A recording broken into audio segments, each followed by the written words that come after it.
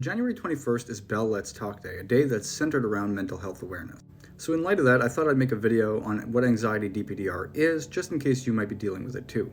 If you guys find this video helpful at all, I'd really appreciate it if you liked and shared. I'd like to bring more awareness to anxiety DPDR in general, because tons and tons of people fall into the anxiety DPDR trap daily and literally think they're either losing their minds or stuck in a dream. So when I speak about anxiety DPDR, I'm speaking about DPDR as a form of anxiety, as a symptom of anxiety.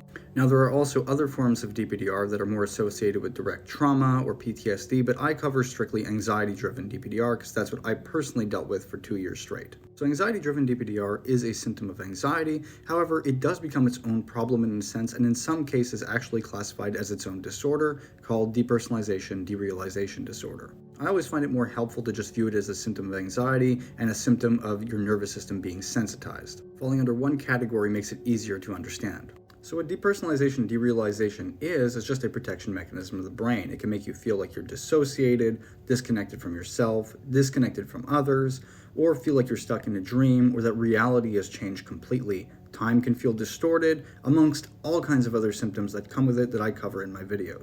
This often begins either from a panic attack, from chronic stress that built up over time, from chronic anxiety, or from a bad drug experience. But in all these cases, the reason for it happening is essentially the same. Your mind has essentially passed its stress threshold into sensitization.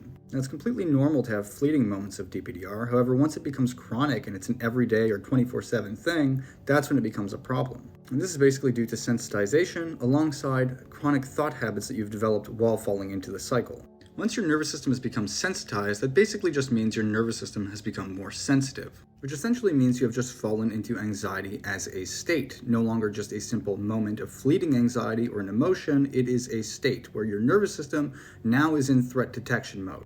And getting out of threat detection mode isn't typically immediate because you have to basically train your mind and body back into feeling safe again. And that's what brings about all these crazy symptoms from anxiety, specifically including DPDR as a protection mechanism. DPDR, depersonalization derealization, is essentially the freeze response. There's the fight response, the flight response, and then there's the freeze response, which is DPDR regarding the stress response. And many people, once they fall into state anxiety or sensitization after a panic attack or chronic stress, they get DPDR, even if it's for a brief moment, and they become very afraid of the sensation because it's a very foreign feeling that people aren't used to. So what happens is they often hyperfixate on this symptom specifically. They hyperfixate on not feeling real or feeling fuzzy, disconnected, or in a dream, or that your reality is slipping, and they focus on this. And then every time that they feel it, it makes them scared, which increases anxiety and sensitization, which only brings more DPDR, which brings more anxiety, and then it becomes a chronic loop, and that's how they typically stay stuck. But at its core, it's still sensitization that basically keeps it there. By desensitizing your nervous system, you can actually get out of it completely, just like I did. But it's completely understandable to be scared of because there's so many scary symptoms that you deal with, which I discuss on my page. I'm not going to go into depth into all of them because there are so many. But if any of this resonates with you or sounds like something you might be dealing with, just know that your brain is not damaged. You're not going crazy. If you've recently had a panic attack and you're feeling this way, it's completely normal, and there's nothing to be afraid of. The most important thing to understand is that DPDR is literally just trying to keep you safe and protect you from danger.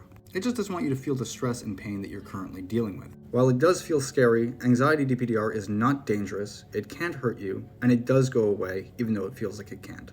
In a nutshell, all you have to do is live life as normal as you can while not reinforcing the thought habits and patterns that you've developed while falling into it. Stop focusing on it and focus on your life instead.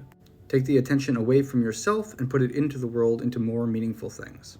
In my pinned video, I actually discuss exactly how you can get out of anxiety DPDR, or at least the way that I did. And if you're in the thick of it right now, I do have my completely free DPDR Calm Kit. Just simply click the link on my profile and you can get it for free. It includes some information on anxiety and DPDR recovery, as well as 12 mindset shifts that really help me.